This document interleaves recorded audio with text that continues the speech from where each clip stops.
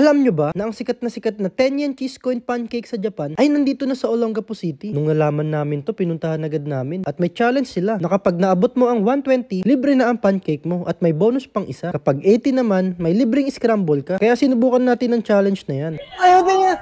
Uy, nabot ka na! Bukod sa 10 yen cheese coin, meron din silang milk tea, big siomai, takoyaki, overloaded ice cream, at ang swak sa budget na 15 pesos ice cream. Swak na swak talaga to para sa mga estudyante o mga bata. Bukod dyan, marami pa silang tinda. Meron din silang sublimation para sa inyong mga uniform. Eto FB nila, message nyo sila para sa inyong mga katanungan. Ito nga pala ang Tilerin. Located sila sa Block 10, Lot 23, Long Road, Gordon Heights. Malapit sa Alphamart at Covered Court. Kaya subukan nyo na ang ice cream overload nila. Saktong-sakto sa mainit na panahon. At syempre, subukan nyo na din ang challenge nila. Mapaabot nyo kaya sa 120? Yun no.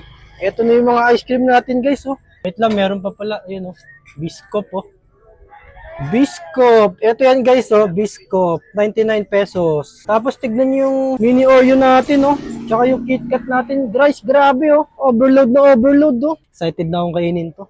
Meron pa tayong in order na takoyaki. Siyempre, lahat ng flavors yan. Tapos meron pa tayong price. Yung burger nila, out of stock eh. Meron nga pala silang dine-in. Tara, dun tayo. Yun, ito naman yung big siomai nila oh. Kita nyo naman oh. Big na big. Tapos yung 10 yen cheese coin nila, ito. Okay guys, ito na yung merienda natin. Tara, merienda tayo. Ito muna yung titikman natin, ang kanilang mini Oreo. Kaya siya mini Oreo, yun oh. Maliliit yung Oreo na nilagay. Grabe guys, nung overload show. Medyo natunaw na kasi, pero kanina, ang ganda na ito guys. Nakita nyo naman sa picture, di ba? Siyempre, ang unang titikman mo dito yung steak oh. Ang sarap oh. Tapos isasaw-saw mo sa ice cream. Tapos meron siyang pretzel. Tikman natin yung ice cream. Ang sarap. Ice cream yummy, ice cream good. Oreo po. Ang lamig. Kumain sa'yo lamunan. Tamang-tama ito ngayong summer. Grabe, sobrang init na. O, alam ko, nainitan ka, nakaka-scroll dyan. Tumayo ka na dyan, mag-base ka na, pumunta ka na dito sa Tilerin, mag-ice cream ka na. Ito naman yung titikman natin, guys. KitKat. Ayan, no? KitKat, oh. Tignan nyo naman, overload KitKat din yan, no? Grabe yung init ng panahon ngayon. Ang bilis matunaw, kahit yung yellow, ang bilis matunaw. KitKat ang ating titikman dyan.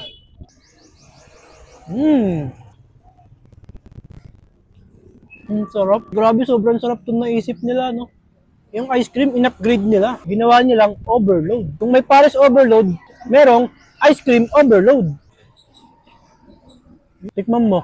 Ito yung trending na trending ngayon, no? Ang Biscop. O, sa mga Biscop lover dyan, itry nyo na itong Biscop ice cream nila.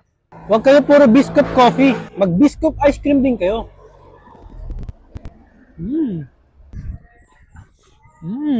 Sobrang solid. Meron din tayong french fries. Partner neto burger, kaso na out of stock sila.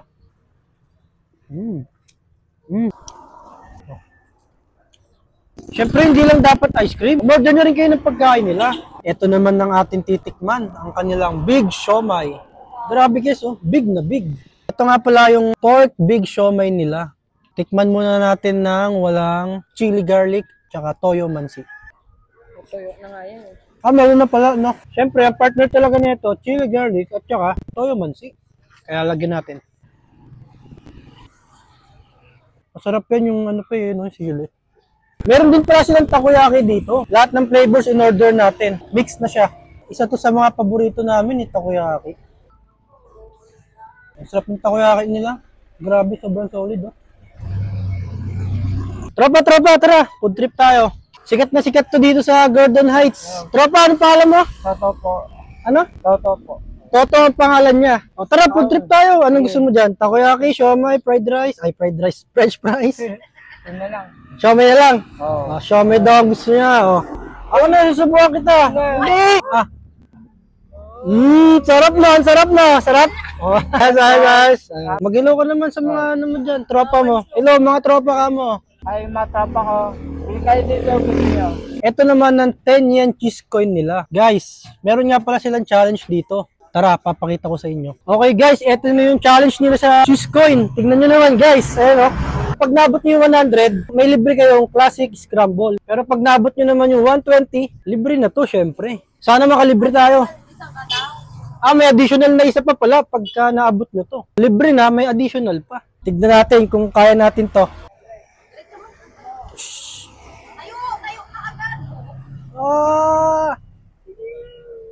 Ayaw din yan. Uy, naabot ko! Naabot natin yung 120. Grabe guys. Libre na to, meron pa tayong plus 1. Grabe guys, ang sarap po. Grabe ang haba.